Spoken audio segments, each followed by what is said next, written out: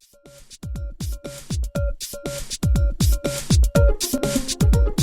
this is John with 4.5. We handle internet marketing for property managers, and this week I want to talk to you about choosing a business name.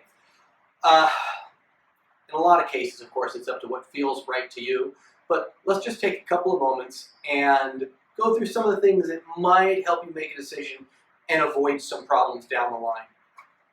Number one, I got some information from the Small Business Association and kind of thinking about what you want to consider when choosing a name. Number one, how will it look? How's it going to look on a logo? How's it going to look on some signs on the front of your building or the signs that are in front of your rentals, etc.? You don't want to make it too long necessarily, especially in states like, say, Washington, where you have to legally put your entire business name on all of your communications. If you have made your company name Joe's Real Estate and Property Management Incorporated, that's a lot of stuff to put on there. So keep that in mind. What connotations will it bring up in the viewer's mind? If it's Bob's Totally Cool Property Management, that is probably not going to give the professional attitude that you guys want to have. Is it unique? Now, this is important on a number of levels. Number one, you want people to think of you when somebody says that. But there are also legal issues to consider, such as you cannot have a business name within your state the same as another business doing the same business.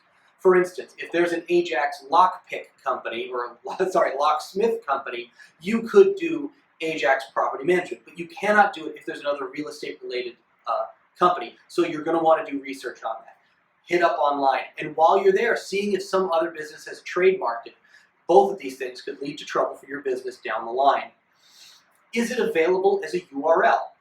Now, we've done this before where I've talked about what you want to choose your business's URL, and I have suggested before that you shouldn't use your business name, which still stands, but maybe you want to, and that's fine too, but you have to make sure it's available. You would rather have it available as a .com than trying to work around something else.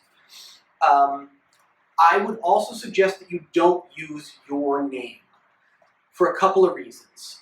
Number one, your name could be viewed as somewhere else, but also it is going to be more difficult if someone wants to take over your company. If it has a generic name, great, then they could take it over. Don't have it the same name as another company you own.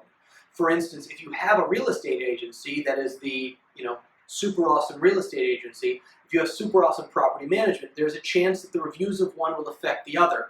And usually it's going to be bad reviews on your property management company simply because of the way your business is going to be run that is going to then possibly affect the real estate agency. Have two separate names. I heartily suggest that. Even though it will help your SEO, I don't heartily suggest using a town name. Yes, you will get some SEO benefit out of calling yourself the New Haven Property Management Company should you be in New Haven. But if you want to expand, now New Haven's maybe a bad choice because it's a larger area, but if you choose the name of a small town and you want to move to other towns in that area, you will find it hard to get found and for people to think that, for instance, say Roseville and Sacramento. Roseville is a suburb of Sacramento. If you are the Roseville Property Management Company, somebody in Sacramento may think that you are not the appropriate company for them or maybe not big enough. So I might want to avoid that. And take it from a person who works at a company called 4.5. Make it easy to spell and understand. The amount of time that I have spent correcting people at the way our company's name is spelled / pronounced / emailed is a lot of time that I will never get back. Don't use homonyms, something that sounds the same as something else. That is just going to cause you trouble later on down the line. Okay, our name comes with a fun story that we can use and gets people to remember it that way, but keep that in mind when you're choosing your own company name. Anyway, I hope this has helped you guys out. Thank you very much. If you have any other questions, feel free to give us a call.